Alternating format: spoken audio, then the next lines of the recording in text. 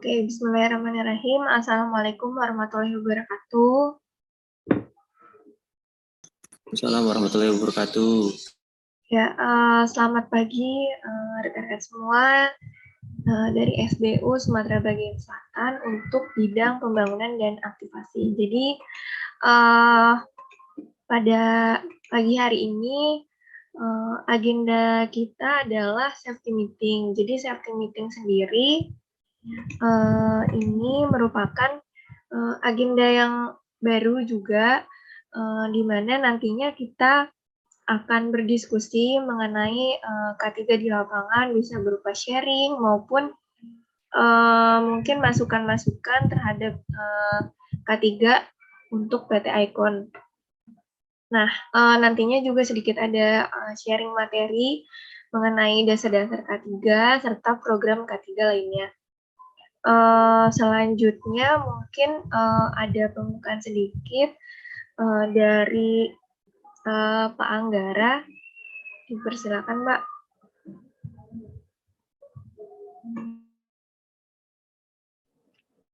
Baik, Assalamualaikum warahmatullahi wabarakatuh. Semangat pagi, pagi. Pagi Pak, waalaikumsalam warahmatullahi wabarakatuh. Pagi. Baik, rekan-rekan semua dari tim SBU-nya dengan siapa ya? Saya Mas Reza dari Aktivasi. Oh, dengan Mas Reza. Oke, baik Mas Reza. Jadi agenda rutin safety meeting, nanti kita diskusi saja. Ada pemaparan materi sedikit, mungkin dari teman-teman AIC di pusat. Nah, setelah itu banyaknya diskusi. Jadi diharapkan nanti rekan-rekan kita sebanyak-banyaknya bisa hadir Mas Reza. Untuk nanti siap, kita Mas. dapat berdiskusi kira-kira ada kendala apa di lapangan yang bisa kita sama-sama bantu dari sisi skup K3. Terima kasih rekan-rekan semua sudah hadir pagi hari ini, semoga lancar. Kita dengarkan apa yang menjadi materi yang disampaikan oleh Mbak Rika dan rekan-rekan. Mudah-mudahan berguna dan bermanfaat untuk kita semua dan untuk selalu utamakan keselamatan kerja. Itu saja Mbak Rika, pembukaan dari saya. Nanti kita akan banyak diskusi. Silakan dilanjutkan. Mudah-mudahan lancar. Terima kasih. Assalamualaikum warahmatullahi wabarakatuh. Waalaikumsalam warahmatullahi wabarakatuh.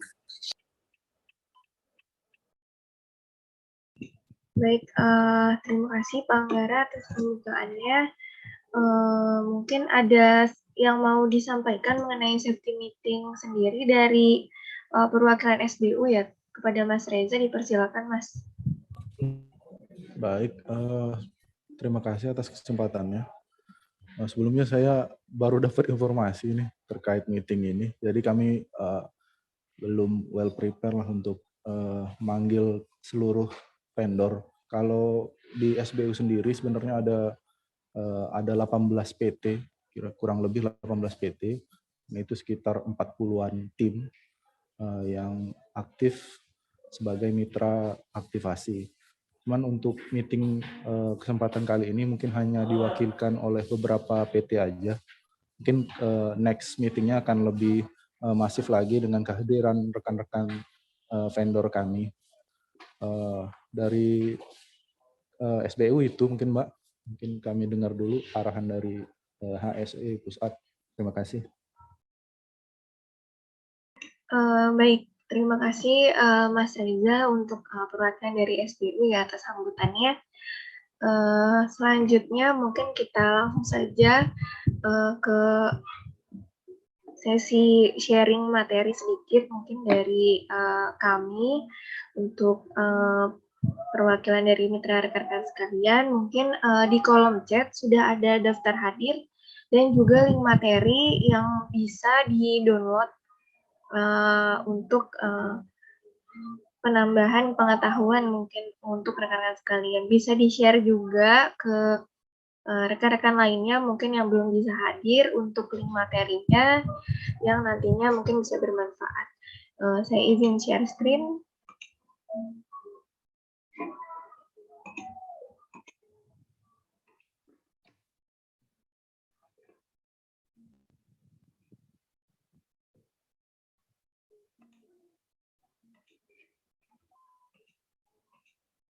Baik, apakah sudah terganti untuk slide-nya. Sudah, Mbak. Oke, saya izin untuk memulai. Bismillahirrahmanirrahim. Jadi safety meeting ini mungkin sedikit sharing materi saja, mereminder sekalian juga mereminder terhadap aspek-aspek K3, lalu program K3 apa saja yang kita laksanakan untuk PT Icon terhadap mitra-mitra maupun internal kami.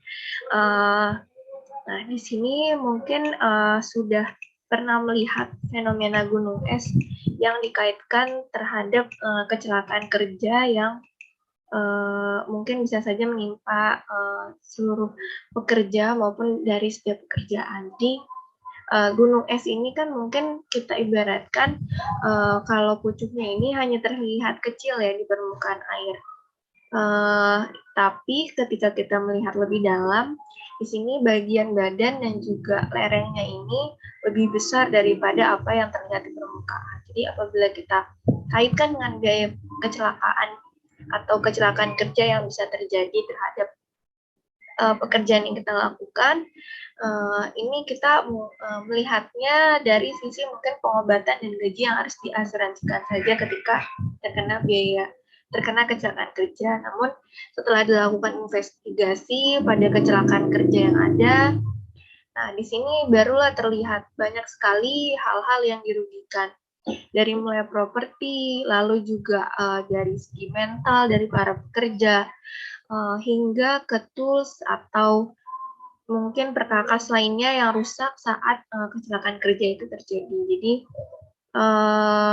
mungkin terlihatnya sedikit dari kerugiannya, tapi ketika dilihat lebih lanjut lagi ternyata banyak sekali kerugian yang bisa ditimbulkan. Nah, ini untuk table of content yang akan kita bahas pada hari ini. Lalu ini untuk referensinya. Selanjutnya kita masuk ke landasan kerja dan juga latar belakang. Tentunya kita bekerja berlandaskan pada sesuatu dan juga pastinya ada latar belakang yang sudah terjadi. Landasan kerjanya tentu ada peraturan pemerintah maupun peraturan dari PT Icon sendiri, dan latar belakangnya karena kita sudah mempunyai sertifikat K3 dari pemerintah pusat maupun dari lembaga internasional. Nah, kita masuk ke dalam materi pertama ini mengenai bahaya. Mungkin kalau kita lihat bahaya ini sangatlah lekat ke pekerjaan. Pekerjaan yang kita lakukan pastinya ada bahayanya masing-masing. Jadi kita harus lebih dahulu mengetahui bahayanya agar kita bisa identifikasi dan lakukan pencegahan. Nah, ini beberapa bahaya yang ada dikategorikan.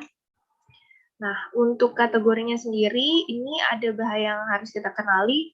Bahaya mekanikal berasal dari benda-benda yang bergerak, biasanya dari tools yang kita pakai. Bahaya psikososial berasal dari masyarakat, mungkin dari gesekan antar rekan pekerja, lalu dengan atasan dan masyarakat lainnya. Lalu bahaya fisik ini berasal dari kebisingan, pencahayaan, lalu juga bahaya getaran dan lain sebagainya. Bahaya kimia ini berasal dari bahan kimia berbahaya dan juga beracun. Bahaya ergonomi ini dikaitkan dengan posisi kerja. Posisi kerja seorang pekerja yang tidak sesuai dan mengakibatkan mungkin cedera. Nah, itu bahaya ergonomi. Serta bahaya biologi. Kalau bahaya biologi ini berasal dari makhluk hidup. Hewan, virus, bakteri, pepohonan, dan makhluk-makhluk hidup lainnya yang bisa membahayakan para pekerja. Nah, dari bahaya-bahaya tersebut kita sudah bisa mengidentifikasinya. Lalu selanjutnya kita harapkan bisa melakukan pengendalian. Pengendaliannya ini berupa tindakan-tindakan pencegahan yang bisa kita atur dari hierarchy of controls ini. Jadi hierarki pengendalian ini kita mulai dari yang paling bisa efektif untuk mencegah adanya kecelakaan kerja. Most effective ini dari elimination, substitution, engineering controls, administratif, dan juga PPE atau APD. yang paling efektif adalah eliminasi. Jadi misalnya ada sebuah pohon tersebut membahayakan dari para pekerja. Nah, apakah pohon tersebut bisa dieliminasi, ditebang? Kalau bisa, itu adalah mungkin hal yang paling efektif untuk mencegah kecelakaan kerja karena bahaya dari pohon tersebut. Kalau tidak bisa ditebang juga, kita turun ke substitution. Substitution ini berarti mengganti bahaya tersebut agar tidak makin berbahaya gitu ya. Kita mereplace dari pepohonan itu atau dari bahan yang berbahaya itu menjadi bahan mungkin yang lebih ramah lingkungan atau yang lebih bisa mempermudah dari pekerjaan. Lalu selanjutnya ini ada engineering controls. Jadi ini mengisolate dari bahaya kerja yang ada. Misalnya kita mengisolate dari pepohonan itu sendiri. Kita gunakan jaring-jaring untuk mengisolate atau mengisolate dari pepohonan itu gitu. Lalu selanjutnya ada administrative controls. Ini berasal dari dokumen-dokumen kerja seperti JSA, lalu juga izin kerja. Nah, ini adalah administrative controls. Dan yang terakhir, yang paling least efektif, yang sering kita gunakan, yang sering kita ingatkan adalah alat pelindung diri. Untuk pengetahuan bahwa alat pelindung diri adalah di hierarchy of controls adalah yang paling least efektif atau yang paling rendah efektivitasnya untuk mencegah kecelakaan kerja. Jadi kita harapkan karena sudah menjadi yang paling least efektif, kita harapkan untuk rekan-rekan di lapangan ini bisa mematuhi dari pelindung diri itu sendiri. Nah, selanjutnya kita masuk ke identifikasi bahaya kerja. Di sini mungkin yang banyak kita temukan adalah tiang TR dan juga tiang TM-nya. Mungkin ada beberapa rekan-rekan di aktivasi dan juga pembangunan, mungkin ada yang di sutet, tegangan tinggi gitu, dan lain sebagainya. Tapi ini kita ambil salah satu contohnya mungkin yang banyak ditemukan adalah untuk tiang TM dan juga tiang TR. Nah, di sini pada perjanjian mungkin sudah ada jarak-jarak aman yang sudah ditetapkan untuk rekan-rekan mitra sekalian di lapangan untuk dipatuhi dari segi jarak amannya. Jarak aman sendiri dari TM ke jalur telekomunikasi kita adalah 2,5 meter. Sedangkan apabila TR ke tiang telekomunikasi kita adalah sebesar 130 cm. Nah, ini kita harapkan bisa tetap dipatuhi untuk jarak amannya. Nah, selanjutnya ini ada penyakit akibat kerja. Penyakit akibat kerja ini tidak kalah pentingnya dari faktor keselamatan. Kesehatan kerja ini berupa gangguan kesehatan akibat dari pekerjaan yang kita lakukan. Yang pertama ini ada gangguan otot dan juga tulang. Biasanya ini karena ada pekerjaan yang berulang atau melebihi dari beban yang kita pakai, sehingga adanya mungkin nyeri otot dan juga ada kelainan tulang pada dari para pekerja. Lalu ada infeksi. Infeksi sendiri ini berasal dari peralatan kerja kita. Misalnya kabel yang berasal dari gudang, ini rekan-rekan banyak yang tidak menggunakan sarung tangan sehingga bergesekan langsung tangan dengan kabel yang ada. Nah, ini bisa menyebabkan infeksi pada tangan para pekerja. Lalu ada kerusakan saraf otak, ini berasal dari listrik yang menyambar dari pekerja ya. Lalu selanjutnya ada kelainan pendengaran. Ini kelainan pendengaran ini berasal dari kebisingan, mungkin dari lalu lintas di sekitar maupun alat-alat pekerjaan lainnya yang bisa menyebabkan bising. Lalu ada penyakit mata, bisa berasal dari misalnya pengelasan maupun gangguan sinar matahari secara langsung yang langsung ke mata.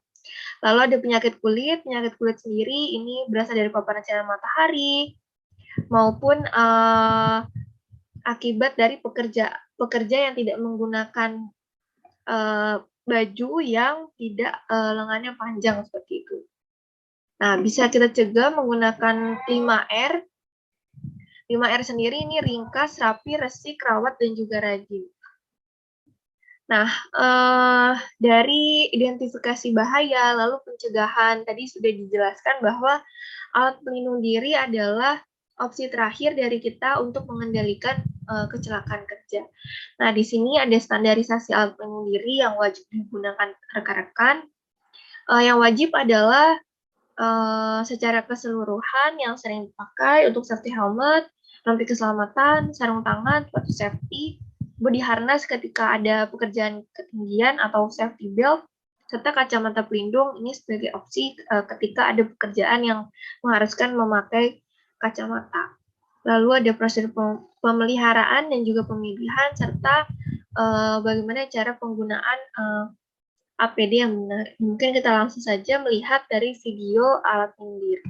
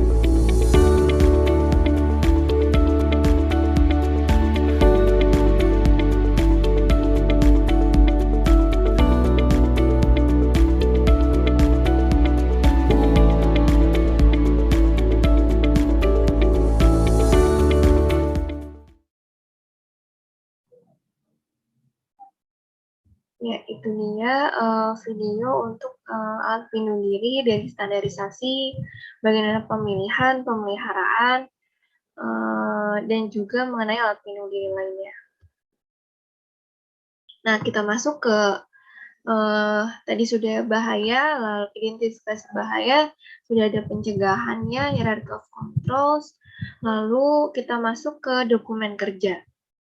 Nah, dokumen kerja ini ada yang pertama job safety analysis. Job safety analysis ini merupakan dokumen kerja yang isinya adalah identifikasi bahaya kerja. Mungkin banyak rekan-rekan yang mungkin masuk ke GI atau pekerjaan pembangunan yang sudah memahami dari job safety analysis sendiri. Nah, ini adalah salah satu contoh form job safety analysis yang kami miliki. Lalu kita masuk ke dokumen kerja lainnya. Ada working permit, jadi working permit sendiri ini merupakan salah satu dokumen kerja juga yang bisa mengidentifikasi bahaya, lalu tindakan pencegahannya seperti apa, serta alat pelindung diri yang kita pakai apa saja. Ini biasanya bisa kita checklist formnya untuk sebagai salah satu dokumen kerja. Kita masuk ke fire safety protection. Yang pertama mungkin yang bisa sering sekali kita temui adalah alat pemadam api ringan.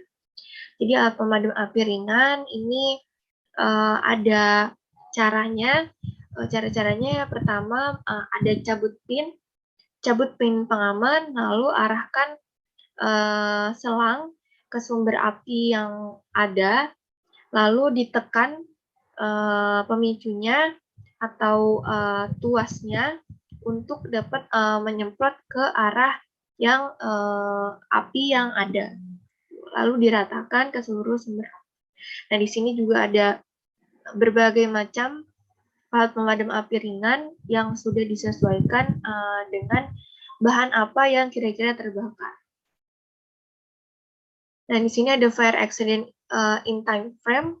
Jadi apabila ada kebakaran yang mungkin di lapangan maupun di dalam gedung, pertama kita deteksi dan melakukan pemadaman awal. Deteksinya ini apa yang menjadi penyebab dari kebakaran, bahan apa yang kira-kira terbakar. Kita lakukan pemadaman bisa berupa sprinkler atau mungkin di sana ada APAR maupun hidran terdekat. Apabila memang sudah tidak bisa dipadamkan oleh rekan-rekan untuk pemadaman awal, api tetap menyala, mungkin selanjutnya adalah kita fokus kepada evakuasi terhadap rekan-rekan yang lainnya. Di sini sudah menjadi tanggung jawab dari pemadam kebakaran, kita telepon ke emergensi terdekat untuk pemadam kebakaran dan menjadi tugas dari pemadam kebakaran apabila memang apinya sudah tidak bisa kita padamkan menggunakan alat-alat APAR ya, atau alat-alat pemadam api yang kita punya di lingkungan. Nah, ini ada sprinkler. Selanjutnya yang tidak kalah penting dalam bekerja adalah posisi kerja. Di sini ada suatu bahaya, kalau tadi bahaya ergonomi. Ergonomi sendiri apa sih? Ergonomi sendiri ini ilmu yang mempelajari mengenai bagaimana pekerja melakukan pekerjaannya dari mungkin duduknya, lalu mungkin saat menarikan kabel, mengangkat beban, ini bagaimana dia memposisikan dirinya dan juga beban yang dia angkat. Untuk kenyamanan, efisiensi maupun produktivitas dari para pekerja itu sendiri. Nah, di sini ada contoh yang benar dan tidak benar dari posisi duduk, mengangkat beban, maupun saat bekerja di depan laptop. Nah, selanjutnya ini ada juga keluhan-keluhan, biasanya ini adalah keluhan dari rekan-rekan yang melakukan work from home atau bekerja di depan laptop. Ini ada keluhan bahu, low back pain, keluhan leher, keluhan mata, carpal tunnel syndrome, fatigue, dan juga stres. Nah, penyebab stres juga bisa terkait dengan pekerjaan, mungkin pekerjaan yang terlalu tinggi, terus partisipasi dari rekan-rekan yang terlalu rendah, kurangnya dukungan dari rekan kerja maupun dari atasan, dan kurang jelasnya dari aturan dalam pekerjaan.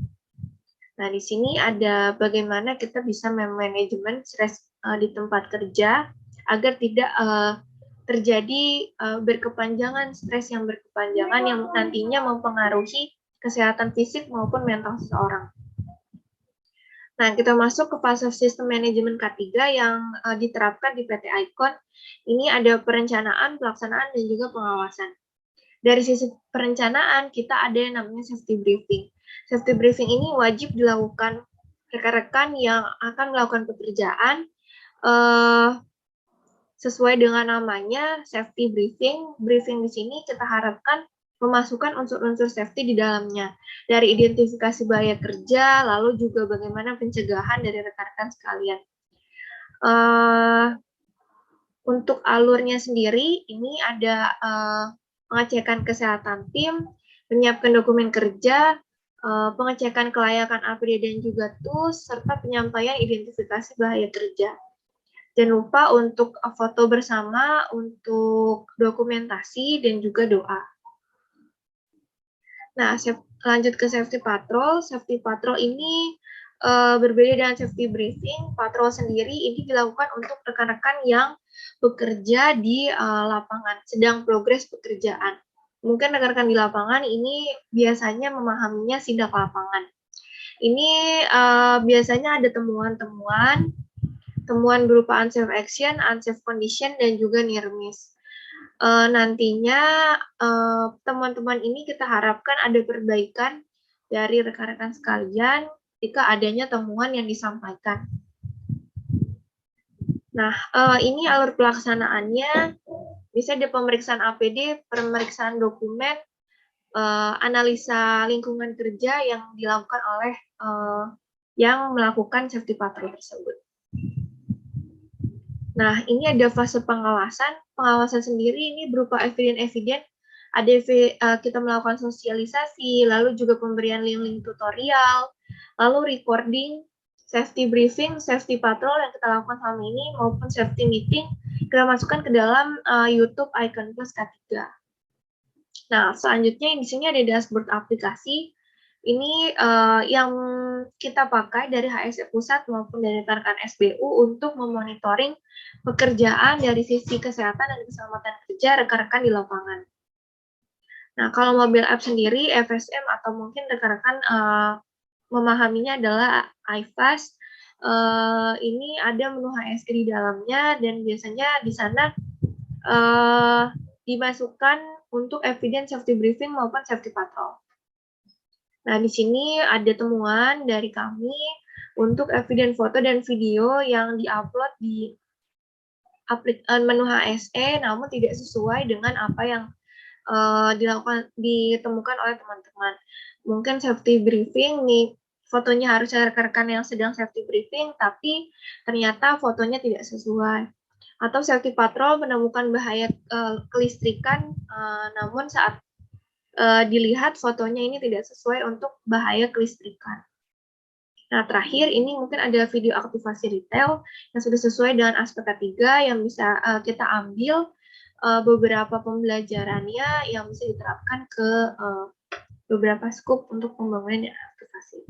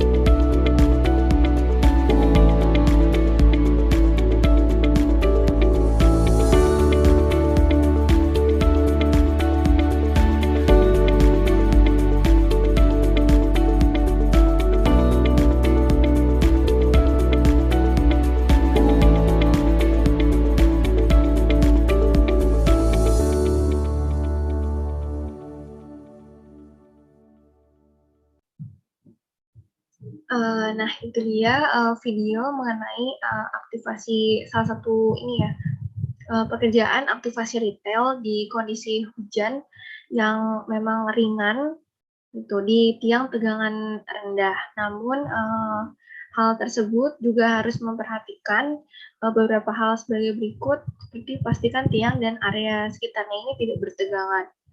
Tidak ada kebocoran pada tiang maupun tidak ada kabel yang terkelupas yang kira-kira akan menyebabkan tegangan listrik di sekitarnya. Lalu pastikan jaga jarak aman dari saluran udara tegangan rendah ke jalur telekomunikasi yang akan dilakukan pekerjaan, memakai alat pelindung diri yang sudah sesuai, dan juga pastikan tangga teleskopik ini sudah dilakukan modifikasi.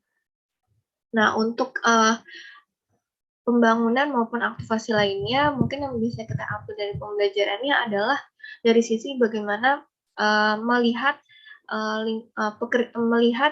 pekerjaan atau melakukan survei untuk lingkungan sekitar sebelum pekerjaan. Dari mulai apakah ada tegangan di sekitar, ataukah ada hal-hal lainnya yang bisa menyebabkan bahaya. Misalnya kalau tadi ada selokan di sekitarnya, lalu pepohonan yang mengganggu dan lain sebagainya bisa mengganggu pekerjaan itu sendiri. Lalu juga cek terlebih dahulu kondisi tiang, kondisi kabel-kabel sekitar, lalu bagaimana cara menaikkan tangga, cara saat naik dan turun tangga oleh para pekerja, penggunaan safety belt maupun full body harness, serta melengkapi alat pelindung diri yang memang sesuai standar. Mungkin itu sedikit sharing materi mengenai dasar-dasar K3 serta mengenai program-program kesehatan dan keselamatan kerja yang ada di PT Rikon. Kita mungkin bisa lanjut ke sesi diskusi. Diskusi sendiri di sini secara ringan saja, bisa penyampaian pendapat maupun bisa sharing-sharing apa yang ada di lapangan, bisa kesulitan maupun masukan-masukan terhadap K3 yang ada yang kita terapkan ya selama ini.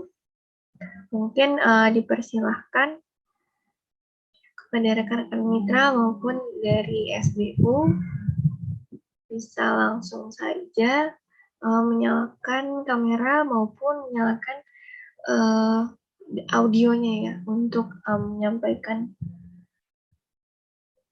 diskusinya. Mungkin dari saya, Mbak. Ya, Mas Riza. Saya mau nanya terkait pengawas K3.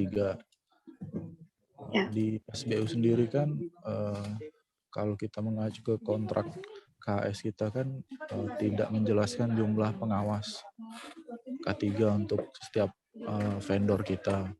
Nah, sementara kan di SBU sendiri kan satu vendor itu bisa terdiri dari beberapa tim di beberapa provinsi. Nah, kira-kira jumlah pengawas K3-nya itu cukup satu saja atau seperti apa, Mbak? Oke. Berarti standarisasi pengawas K3 ya untuk dari internal atau dari tim mitra, Mas? Dari mitra. Oh, dari mitra terhadap timnya begitu ya? Iya. Oke.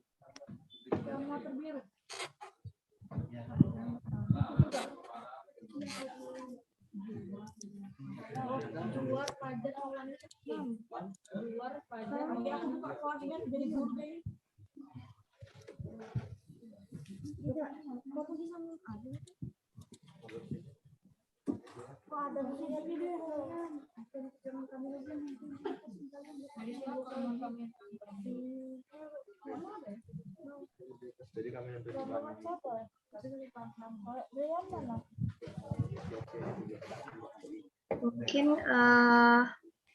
kita langsung jawab saja ya Pak Anggara atau ditampung dulu Pak? Ya, langsung jawab aja sambil diskusi ya. Silakan, Mbak Rika. Oke. Mungkin untuk pengawas K3 sendiri ya, di kontrak ini tertulisnya benar satu pengawas untuk keseluruhan tim seluruh Indonesia begitu Mas? Iya betul. Mas Reza. Iya betul. Nggak menuliskan satu atau jumlah, hanya menyediakan pengawas saja kalau bahasa kontraknya. Menyediakan pengawas untuk pekerjaan seluruh pekerjaan gitu ya?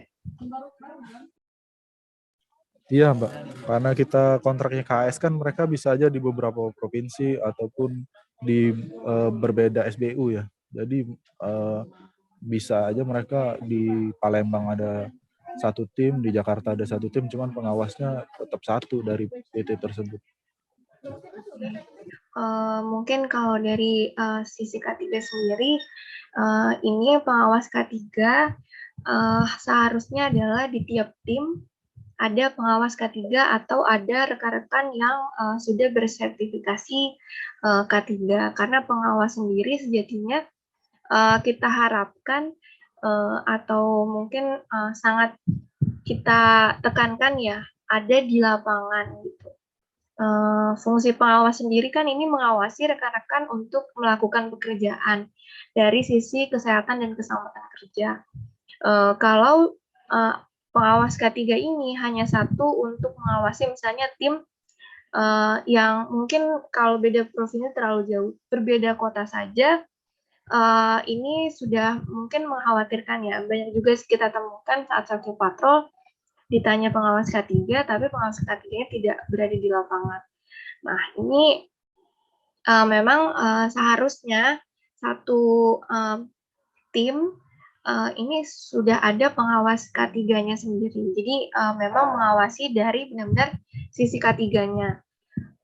Mungkin ada tambahan dari Pak Anggara.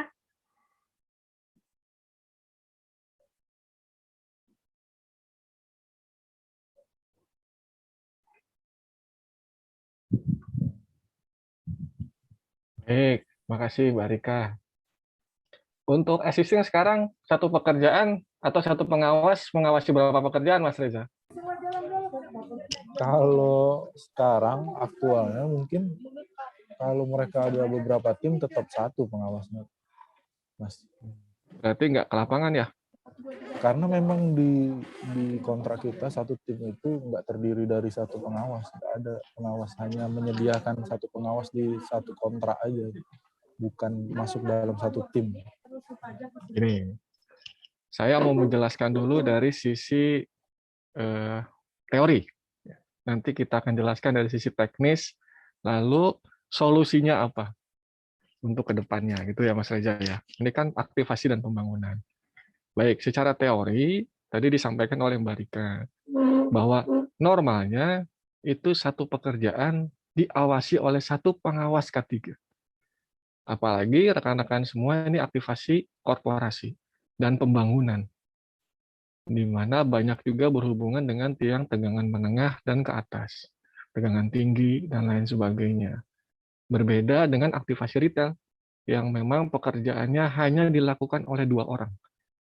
Nah, oke. Lalu, jadi secara teori, untuk pengawas K3 itu diwajibkan kepada seluruh mitra itu harus mempunyai satu pengawas K3 yang ditempatkan di dalam satu pekerjaan di lapangan dalam satu kali waktu. Contoh, dalam penarikan kilometer 46 sampai kilometer 49, 3 kilometer, dalam satu hari, satu kali kesempatan pekerjaan, itu harus diawasi oleh satu pengawas K3.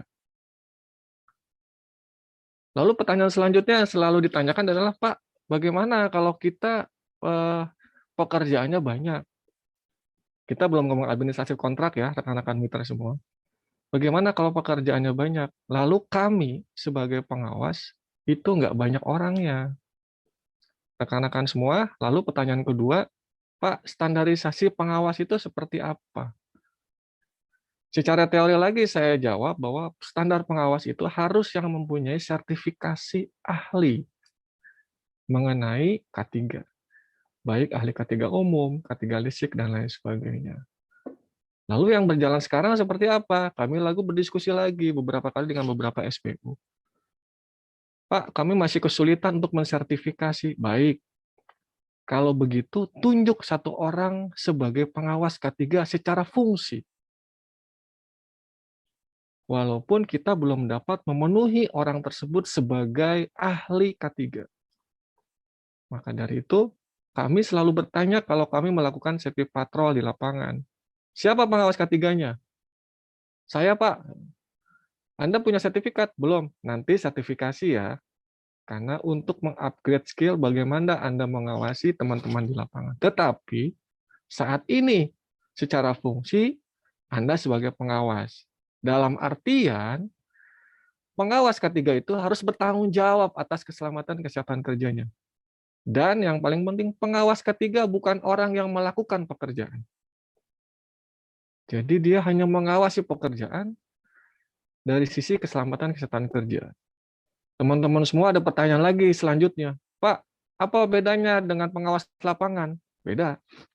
Kalau pengawas lapangan melakukan monitoring pengawasan untuk skop pekerjaannya apakah sudah benar atau belum. Sesuai dengan targetnya, sesuai dengan service level agreement-nya. Tetapi kalau pengawas K3 melakukan monitoring dari sisi keselamatan dan kesehatan kerja. Pertanyaan lagi selanjutnya dari teman-teman SBU yang lain. Pak, boleh nggak jadi satu orang? Boleh.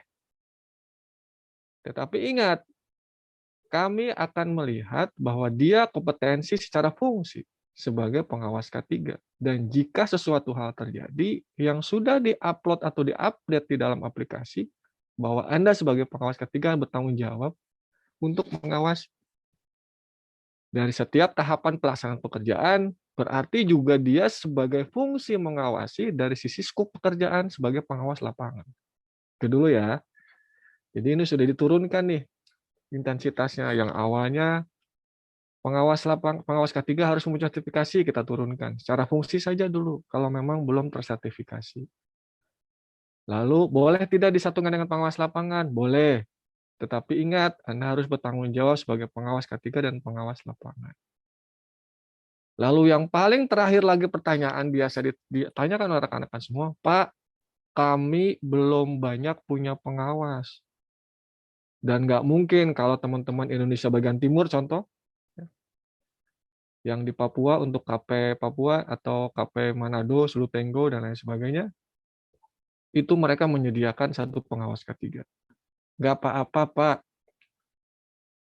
Tapi Anda bertugas mengawasi dari sisi manapun. Seperti halnya kami melakukan safety patrol dan safety briefing. Bisa secara online.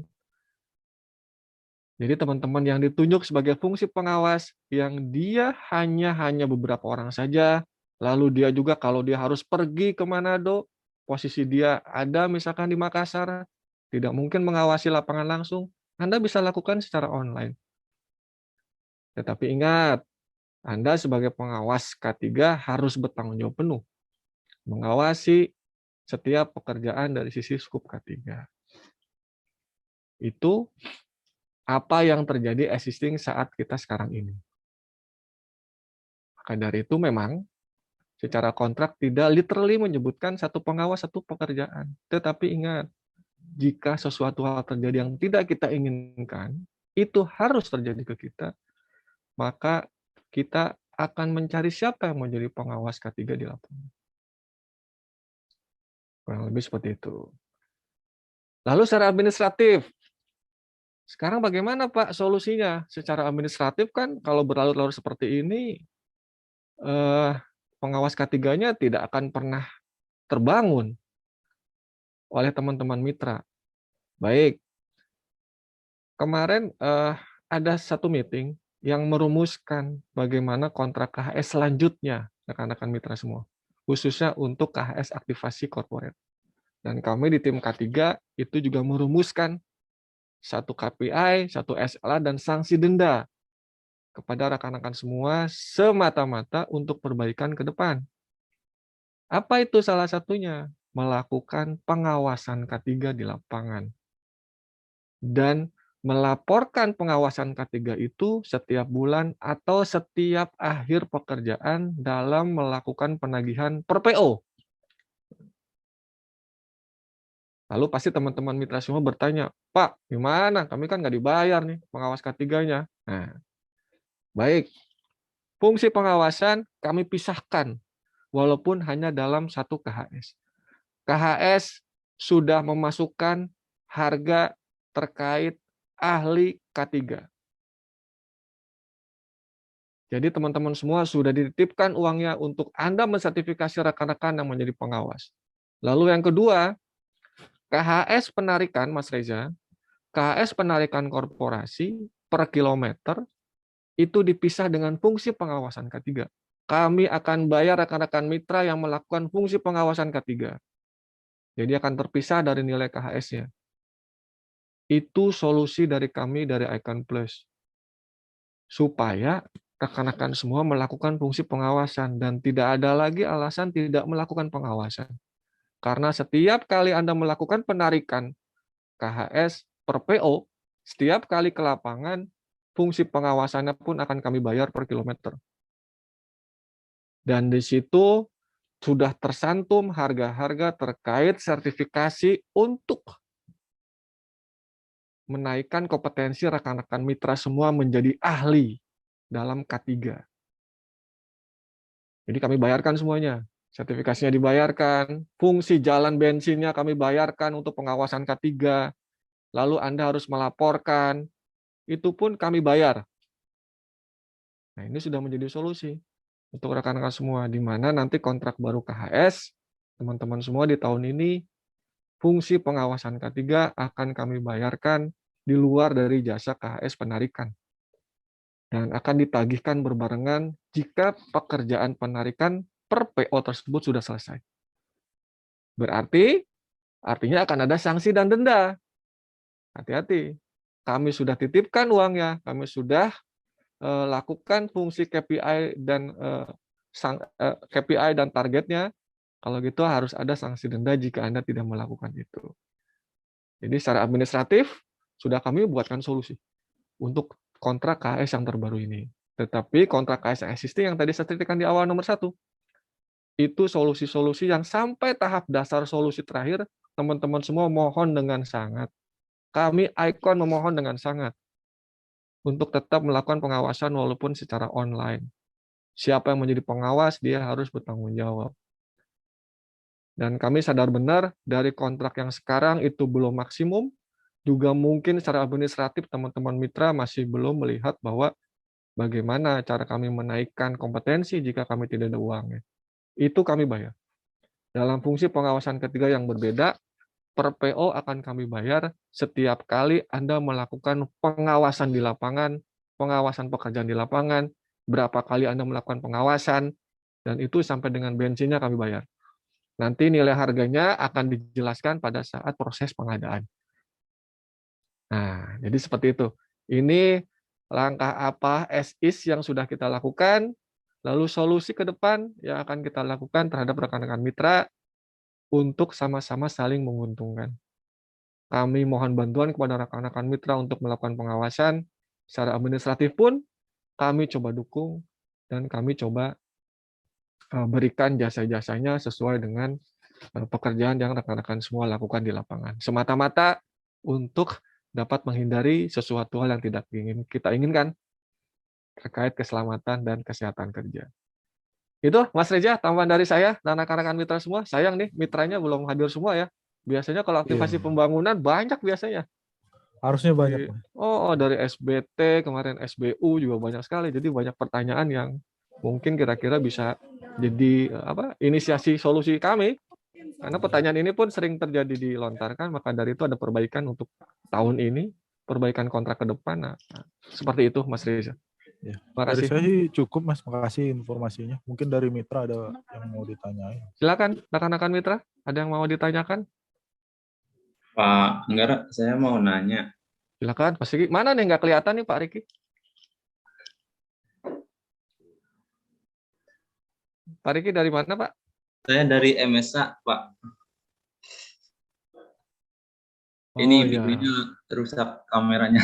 Oh gitu. Ya silakan Pak Riki. Saya mau nanya ini kalau misalnya manpower pengawasan ini pertamanya di PTA sudah punya sertifikasi, terus pindah ke PT B, tapi sertifikatnya masih di PT lama. Itu kira-kira masalah nggak ya, Pak? Ada lagi pertanyaannya, Pak Riki, yang lain? Itu dulu. Sudah cukup itu dulu. Oke. Saya akan jawab dengan dua sisi yang berbeda. Jadi, kalau yang pertama secara administratif. Secara administratif, kalau rekan-rekan semua melakukan aktivasi, ini teman-teman pemeliharaan biasanya banyaknya, yang akan masuk ke dalam gardu induk PLN, GI PLN, ini secara administratif, biasanya dilakukan pengecekan siapa yang menjadi pengawas, dan pengawas tersebut harus mempunyai sertifikasi, dan tertulis di dalam SKP-nya, surat penugasannya itu atas PT tersebut. Jadi kalau Bapak dari MKP, pasti yang dicek adalah pengawas Bapak, ini tersertifikasinya itu atas nama PT siapa. Kalau PT-nya bukan MKP, biasanya ditolak oleh rekan-rekan PLN di gardu induk. Ini secara administratif. Tetapi, kalau secara fungsi, teman-teman pengawas tersebut yang tersertifikasi kan ada jangka waktunya. Nah, kalau kami di Icon melihat dia sudah mempunyai kompetensi secara fungsi. Baik dia sertifikasinya pernah dilakukan kapan. Jadi misalkan dari MKP sudah melakukan sertifikasi kepada saya Anggara 3 bulan yang lalu. Tapi 3 bulan setelahnya saya resign pindah ke PTB. Nah, sebenarnya saya secara fungsi sudah mempunyai sertifikasi ahli. Tidak perlu lagi bersertifikasi. Yang perlu dirubah adalah SKP-nya, surat penunjukan penugasannya dari Kementerian Tenaga Kerja. Seperti halnya saya atau Mbak Rika misalkan sudah mempunyai sertifikasi ahli K3 umum. Tetapi Mbak Rika belum punya penugasan untuk dia bertugas di Icon Plus. Karena Mbak Rika pernah melakukan sertifikasi ahli K3 umum di Kementerian Tenaga Kerja, tetapi belum ditugaskan di Icon Plus sebagai ahli K3. Sedangkan saya sudah ditugaskan oleh Kemenaker sebagai ahli K3 di Icon Plus. Nah, maka dari itu ada dua fungsi. Mbak Rika perlu ditugaskan di Icon Plus. Nah, Mas Riki juga tugasnya sekarang berarti harus mempunyai SKP. Ahli K3-nya tidak perlu lagi di-create, tidak perlu lagi diajukan ke Kemenaker dan dilakukan training AK3U atau ahli K3. Tetapi yang perlu di-update adalah surat penunjukan SKP-nya dari Kementerian atas perusahaan PT MKP. Kurang lebih seperti itu, Pak. Jawabannya dari saya. Paham. Terima kasih, Pak Anggara. Baik. Nah, SKP itu berfungsi per perusahaan jadinya. Jadi kalau saya udah pindah dari Icon, saya nggak bisa tuh melakukan sesuatu hal kebijakan ahli K3 di perusahaan lain, kecuali di Icon Plus. Nah, nanti perusahaan yang lainnya perlu menunjuk saya dulu, dengan dasar sertifikat ahli K3 saya, diajukan ke kementerian bahwa saya bertugas di PT yang lainnya. Gitu, Pak Riki, kurang lebih. Siap, Pak. Terima kasih. Baik. Silakan rekan-rekan yang lain. Ada pertanyaan lagi? Ada kesulitan di lapangan? Ini saya mau bertanya kalau gitu ya, sambil menunggu ditanya gitu. Dengan aplikasi iFast atau FSM Plus ini sudah digunakan loh ya oleh rekan-rekan mitra semua? Mas Riki atau siapa nih? Mbak Ima? Atau tahu ada aplikasi FSM atau iFast nggak yang dipakai untuk monitoring K3 kita?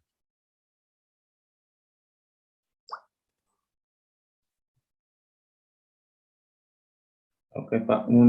Untuk aplikasi, jujur saya belum dapat ya, Pak. Itu bisa diaksesnya, ada linknya atau kita download aplikasinya, Pak? Mohon maaf. Oke. Baik, jadi saya jelaskan sedikit saja. Aplikasi ini based on mobile aplikasi. Jadi aplikasi ini untuk monitoring K3 kita.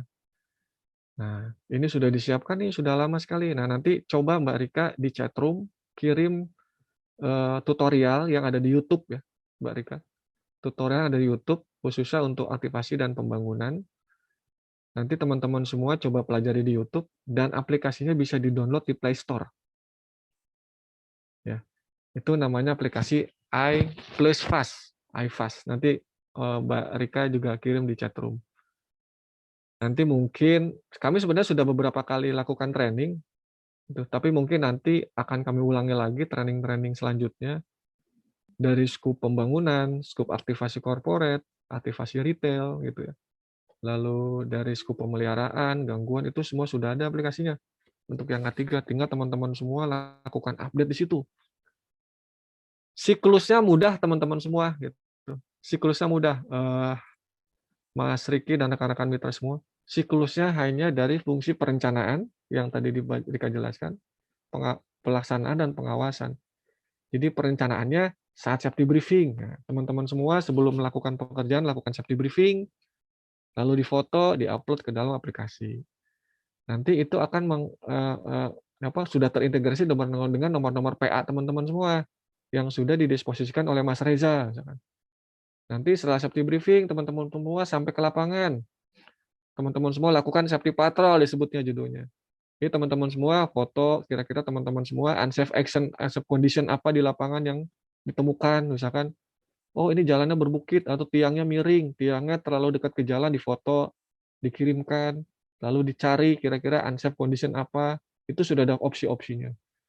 Di situ safety patrol. Lalu setelah pulang ke base camp, itu difoto lagi, closing briefing, difoto, lalu diinput, dan semua inputan itu harus ada pengawas ketiganya, siapa yang bertanggung jawab menjadi pengawas ketiga. Tetapi di aplikasi, belum disyaratkan yang tadi loh, disyaratkan bahwa harus sertifikatnya, enggak. Tapi siapa yang menjadi fungsi pengawasnya di situ? Namanya siapa? Nomor teleponnya siapa? Jadi, jika sesuatu terjadi, kita bisa langsung telepon. Kira-kira seperti apa terjadinya. Nah, jadi satu siklus itu, proses perencanaan, safety briefing, diupload, proses pelaksanaan di lapangan, saat sedang bekerja difoto juga, diupload, ada sedikit analisa unsafe action, unsafe condition-nya dipilih apa aja, lalu yang terakhir closing briefing, lalu diupload, lalu difoto lagi. Nah, satu siklus itu saja yang menandakan nanti di dashboard aplikasinya kita, buat teman-teman semua pulang 5 orang, di lapangan 5 orang, berangkat 5 orang, di lapangan 5 orang, pulang lagi 5 orang. Dan itu menandakan buat teman-teman semua sudah safety semua. Nanti juga di situ ada inputan alat pelindung diri dan sebagainya. Dan ini sangat mudah rekan-rekan semua. Mohon dibantu saja untuk dipakai aplikasinya. Jadi jangan sampai terjadi ya amit-amit jika sesuatu hal terjadi tidak kita inginkan ini. Teman-teman semua sudah melakukan satu siklus itu. Jadi teman-teman semua sudah melakukan apa yang disebut dengan safety briefing, alat pelindung dirinya di checklist, semuanya sudah komplit, ada videonya, diupload di aplikasi. Jadi teman-teman semua sudah melakukan sesuai dengan prosedur yang ditentukan. Kurang lebih seperti itu.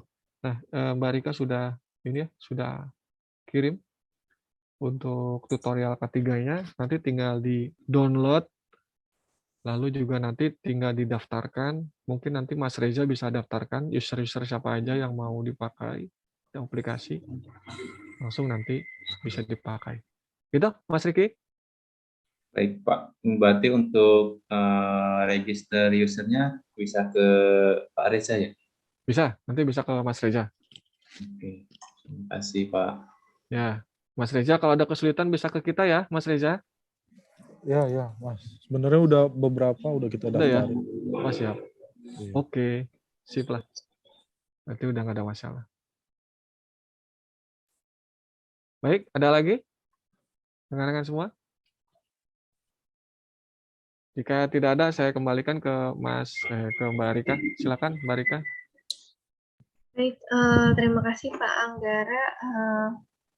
Mungkin untuk rekan-rekan mohon dibantu untuk mengisi daftar hadir dan juga mungkin ada beberapa mitra juga yang belum bergabung gitu ya, rekan-rekan lapangan maupun pengawas K3 atau pengawas lapangan serta anggota tim lainnya untuk safety meeting pada hari ini, tapi bisa di-download materi pada hari ini di link drive yang sudah saya kirimkan di kolom chat. Mungkin bisa bantu untuk share ke rekan-rekan lainnya. Di kolom chat juga sudah dikirimkan untuk link tutorial dari aplikasi FSM atau iFast. Di sana ada beberapa scoop dan juga nantinya apabila mungkin rekan-rekan belum mempunyai user akun, nah bisa diinformasikan ke Mas Reza ya dari perwakilan SBU-nya. Mungkin kita bisa cukupkan ya Pak Anggara karena sudah pukul 11.15 WIB. Sekali lagi terima kasih untuk rekan sekalian sudah hadir di safety meeting pada hari ini. Terima kasih juga Mas Reza dari SBU sudah memfasilitasi pada safety meeting hari ini. Apabila sudah tidak ada yang didiskusikan, saya tutup. Kurang lebihnya mohon maaf. Wassalamualaikum warahmatullahi wabarakatuh. Waalaikumsalam.